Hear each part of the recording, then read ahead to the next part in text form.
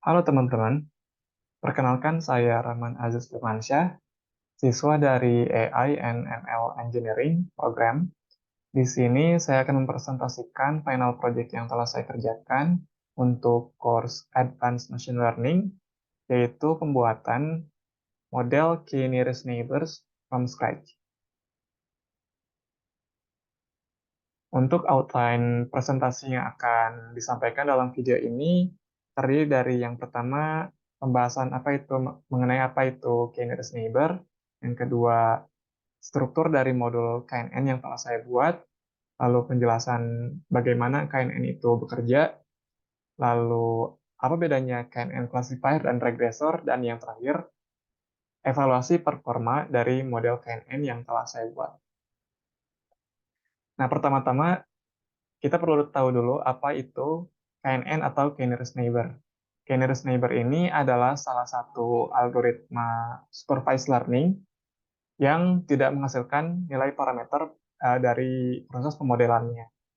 Tidak seperti halnya model katakanlah linear regression, ketika uh, ketika melakukan proses pemodelan kita akan mendapatkan nilai nilai koefisien dan intercept ya dalam linear regression. Tapi di dalam KNN itu tidak. Jadi dalam KNN itu kita hanya memasukkan data training ke dalam model, lalu nanti data training yang telah kita masukkan ke dalam model tersebut akan dilibatkan untuk proses prediksi dari data testing. Nah, untuk prediksinya, KNN ini menggunakan perhitungan jarak atau distance based. Untuk persamaannya di dalam KNN ini biasanya digunakan macam-macam ya. Di sini digunakan Manhattan, Euclidean, dan Minkowski. Nah, tapi di sini saya langsung menggunakan persamaan Minkowski. Kenapa? Karena persamaan Minkowski ini bisa mengeneralisir juga persamaan Manhattan dan Euclidean. Tinggal diganti saja nilai P-nya ini. Jika P-nya sama dengan 1, maka saya akan mendapatkan persamaan untuk mencari jarak Manhattan. Jika P-nya sama dengan 2, maka saya akan mendapatkan persamaan untuk mencari jarak Euclidean. Jika P-nya tidak sama dengan 1 ataupun 2, maka itu adalah ya Minkowski.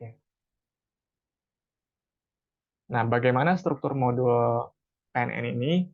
Sederhana. Jadi pertama-tama kita punya modul parent class ya, parent class KNN, di mana parent class ini memanggil modul NumPy dan Pandas ya, modul dasar untuk pengolahan data. Parent class ini punya beberapa atribut dan metode. Atributnya itu diantaranya adalah K atau jumlah tetangga, lalu nilai power atau untuk pangkat yang akan digunakan dalam perhitungan jarak, input data atau nilai fitur data training, dan output data, yaitu label data training. Untuk metodenya, fungsi-fungsi yang general. Fungsi-fungsi seperti fitting, standardize, calculate distance untuk menghitung jarak, dan atribut dan metode tersebut akan diwariskan ke dalam kelas classifier dan regressor. Lalu, yang membedakan classifier dan regressor ini apa? Yang membedakannya adalah fungsi untuk memprediksinya. Dalam classifier ini ada fungsi tambahan, itu predict proba, sementara si regressor ini punya fungsi tambahan average atau menghitung rata-rata, untuk menghitung rata-rata. Nah, bagaimana KNN ini bekerja? Jadi misalkan katakanlah kita punya N baris data testing ya, untuk diprediksi. Misalkan 10 baris data testing untuk diprediksi. Maka kita mulai dari uh, N dengan 1 ya, yaitu baris pertama. Baris pertama kita hitung jarak jarak target ke semua titik data training. Jadi kita hitung jarak titik baris pertama data testing ke seluruh baris data training. Kemudian kita cari titik terdekat data training ke data testing yang ingin kita prediksi labelnya. Lalu setelah kita dapat, misalkan K-nya itu sama dengan 3, setelah kita dapat jarak terdekatnya, kita ambil indeks dari data terdekat tersebut. Nah, indeks tersebut kita gunakan untuk mengakses label data trainingnya. Data trainingnya kita gunakan, label data training kita gunakan untuk prediksi. Nah, di sini jika kita menggunakan regresi, prediksi dilakukan dengan rata-rata. Sementara jika klasifikasi, prediksi dilakukan dengan majority vote. Lalu kita dapat prediksinya. Lalu berikutnya kita cek apakah N-nya itu adalah sudah sama dengan panjang data, yaitu 10. Jika sudah, maka proses selesai. Jika belum, maka update nilai N, jadi N sama dengan 2, lanjut kembali ke proses prediksi, dan seterusnya sampai selesai. Nah, apa bedanya KNN classifier dan regresor? Perbedaannya yaitu tadi, dalam prediksinya KNN classifier itu menggunakan apa namanya majority vote, sementara KNN regresor itu menggunakan rata-rata.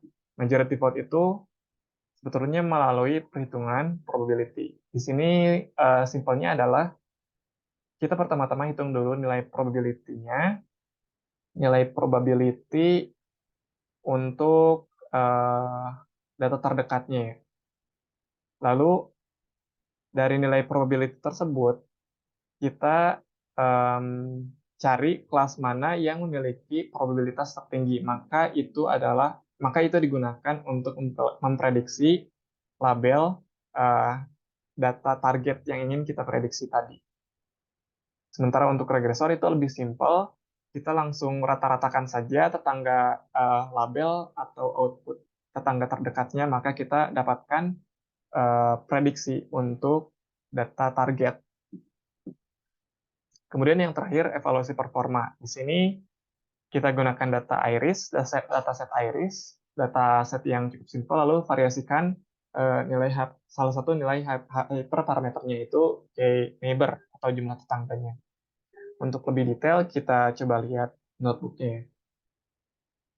Pertama-tama kita import dulu library yang dibutuhkan, ada pandas, ada numpy, ada apa namanya fungsi dari sklearn, training split, dan label encoder untuk encoding nilai spesies ya.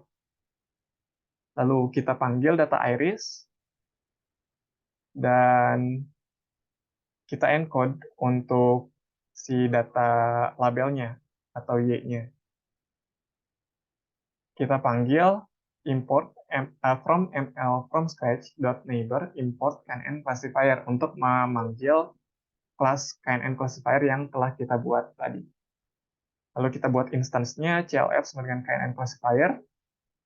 Kita split data training dan testing. Nah, pertama kita feed dulu data trainingnya, lalu lakukan prediksi terhadap data testing. Nah, ini hasil prediksinya.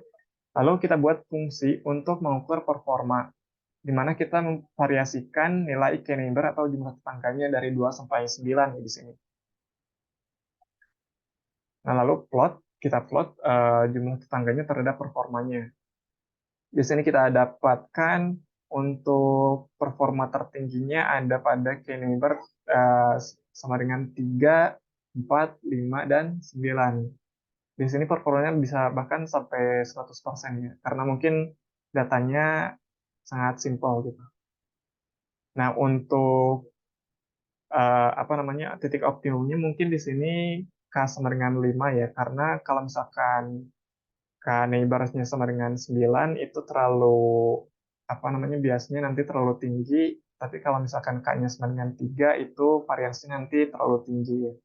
Jadi optimumnya mungkin kira-kira K neighbor-nya sama dengan 5 gitu.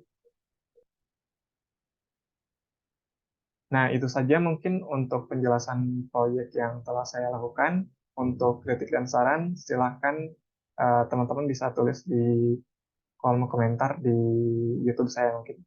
Terima kasih.